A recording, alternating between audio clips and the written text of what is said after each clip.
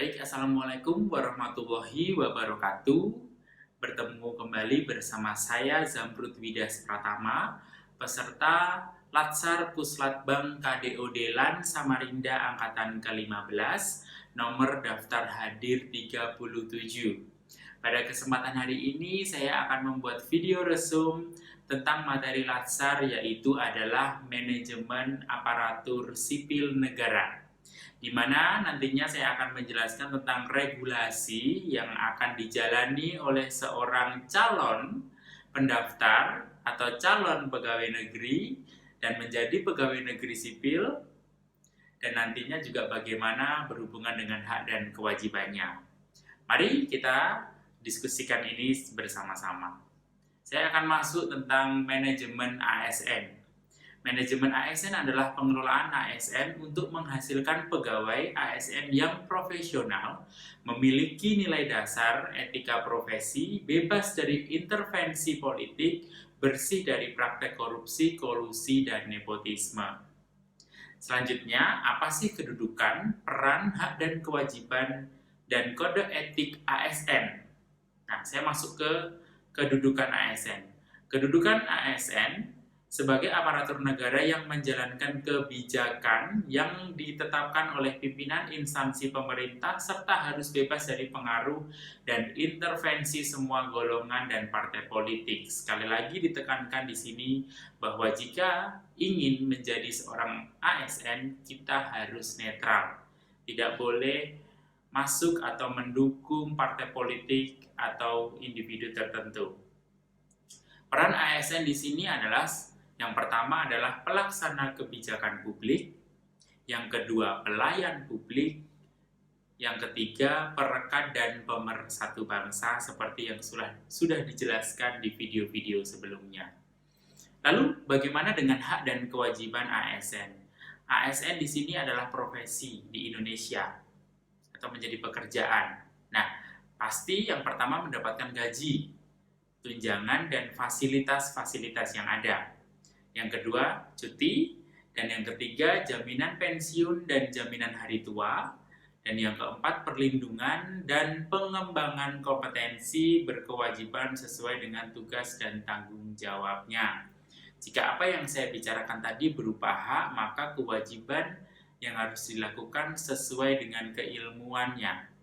Jika saya menjadi seorang dosen, berarti ada tridharma perguruan tinggi yang harus saya lakukan, yaitu adalah pendidikan, penelitian, dan pengabdian kepada masyarakat. Lalu baru kita akan mendapatkan hak-hak kita. Dan juga seperti dengan ASN yang lain, sesuai dengan kompetensinya tentunya. Berikutnya adalah kode etik, di mana kode etik dan kode perilaku ASN bertujuan untuk menjaga martabat dan kehormatan ASN. Kode etik dan kode perilaku yang diatur dalam Undang-Undang ASN menjadi acuan bagi para ASN dalam menyelenggarakan birokrasi pemerintah yang berisi 12 kode etik yang sudah dijelaskan di video-video sebelumnya. Baik, di sini saya akan masuk tentang konsep sistem merit dalam pengelolaan ASN. Jika teman-teman di sini pernah melihat bagaimana proses regulasi dalam penerimaan CPNS, di sini sistem merit ini adalah kebijakan manajemen ASN yang ditetapkan berdasarkan pada kualifikasi, kompetensi, dan kinerja. Di sini penerimaan CPNS dilihat dari kualifikasinya, dari lembaga yang membutuhkan. Apa kompetensi yang diinginkan dan kinerja seperti apa nantinya yang akan dilakukan.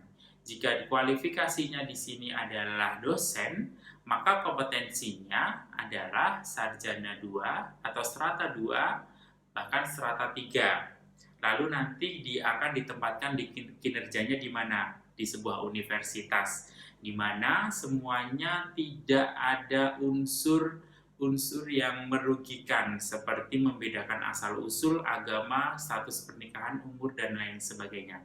Inilah sistem merit yang menjadi pengelolaan dalam ASN.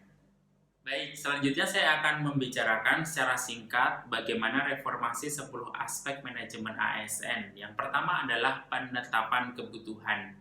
Di sini menggunakan ANJAP dan ABK, penyusunan kebutuhan untuk 5 tahun dan E-formation atau formasi yang dibutuhkan. Jadi penetapan kebutuhan ini berdasarkan dari ANJAP dan kebutuhan 5 tahun ke depan dalam sebuah lembaga atau instansi tertentu.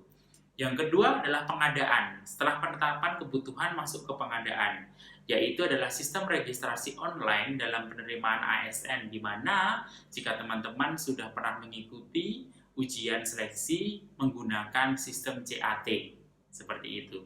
Lalu yang ketiga adalah pengembangan. Berdasarkan kualifikasi, kinerja, dan kompetensi, perencanaan suksesi dan talent pool, seleksi objektif untuk menduduki jabatan atau open recruitment untuk JPT, lalu diklat merupakan hak, seperti itu. Jadi ini adalah pengembangan di dalam aspek manajemen ASN. Yang keempat adalah penilaian kinerja. Berdasarkan sasaran kerja pegawai atau disebut sebagai SKP, bagaimana penilaian target ini dinilai sebagai seorang ASN untuk kinerjanya sudah mencapai target atau belum. Nah, penilaian 360 derajat diri sendiri, atasan langsung, teman sekerja atau bawahan. Biasanya ini tercantum dalam SKP, seperti itu. Yang kelima adalah disiplin.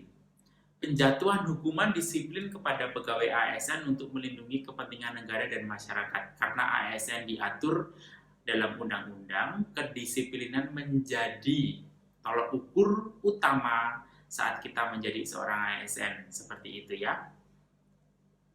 Yang keenam adalah penghargaan diberikan berdasarkan pencapaian kerja, seperti sudah mengabdi selama 10, 20, hingga 30 tahun, itu nanti ada penghargaan-penghargaan tertentu, dan nanti ada reward-reward lain jika seorang ASN mencapai target-target pekerjaan atau prestasi yang dia capai. Yang ketujuh adalah pemberhentian. Pemberhentian karena tidak mencapai kinerja juga bisa dilakukan seorang ASN. Jadi seorang ASN bukan berarti menjadi pegawai yang pulang pergi kantor saja tetapi tidak ada hasilnya, dan ini bisa diberhentikan jika memang dalam 1 tahun seorang ASN tidak melakukan sesuai targetnya.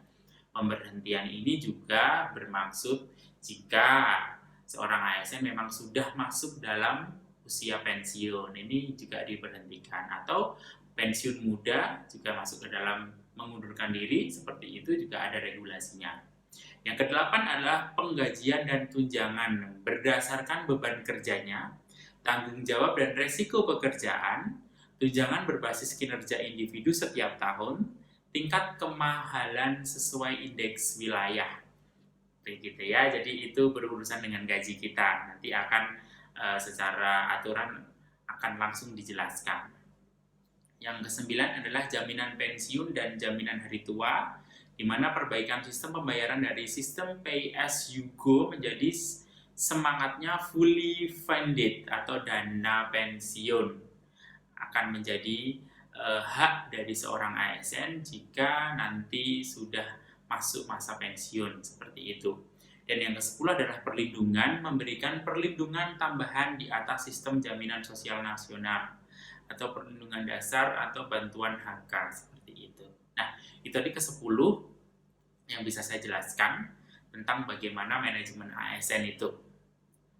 Oke, sistem informasi ASN ini juga penting karena menjadi seorang ASN adalah aparatur negara di mana data riwayat hidup harus jelas, riwayat pendidikan formal dan non-formal itu ada, di mana data dari ASN ini di data setiap ini ya, lembaga kepegawaian, seperti itu, seperti riwayat jabatan dan kepangkatan, riwayat penghargaan dan lain sebagainya, gaji, riwayat pendidikan dan latihan, daftar penilaian prestasi kerja, surat keputusan, dan kompetensi.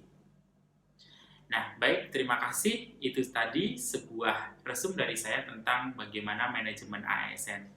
Semoga kita bisa menjadi ASN yang mengerti tentang regulasi dan tahap-tahapnya. Terima kasih saya ucapkan. Wassalamualaikum warahmatullahi wabarakatuh.